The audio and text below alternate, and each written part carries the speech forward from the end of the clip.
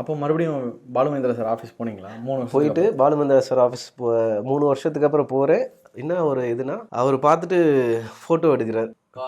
Sir நான் அப்பயே வந்து பார்த்தனே சார் சொன்னேன். அவர் வந்து அதெல்லாம் ஒரு குவாலிட்டி இல்லையே அப்படின்னு. Sir I just remembering sir அப்படின்னு. வெற்றி சார் கரெக்டாக போகிறார். பல்சரில் வந்து அவரும் பார்க்க வந்தார். நானும் பாலுமகேந்திரா சார் அப்போ பார்த்தேன். அவர் வந்து ஃபோட்டோ ஒன்று எடுத்தாங்க. இன்னொரு நடிகரையும் கூப்பிட்டு போயிருந்தேன். அவரையும் சேர்த்து எடுத்தாங்க. உங்கள் 2 பேர் கண்ணு நல்லா இருக்குன்னு சொல்லிட்டு 2 பேரையும் பாலுமகேந்திரா சார் ஃபோட்டோ எடுத்து கொடுத்த ஃபோட்டோஸ் இருக்குது. இதே மாதிரி முடி இருக்கும்.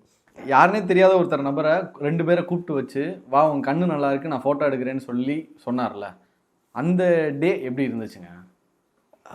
ரொம்ப முக்கியமான ஒரு நீங்கள் கேட்டதுக்கப்புறம் தான் நானே அதை பயங்கர இதுவாக பார்க்குறேன். அது ரொம்ப ஹாப்பியாக இருந்துச்சு. நான் என்ன பண்ணேன், அன்றைக்கி போய்ட்டு ஃபுல்லாக எதனா பண்ணணும், நார்மலாக இல்லாமல் எதனா பியூட்டி பார்லரில் என்ன போய் பண்ணுவோம் அந்த மாதிரி. ஏன்னா அந்த வயசு சின்ன வயசு எனக்கு தெரியல, எதனா பண்ணும் அப்படின்ற மாதிரிலாம் யோசிச்சது. அது ரொம்ப சூப்பராக இருந்துச்சு.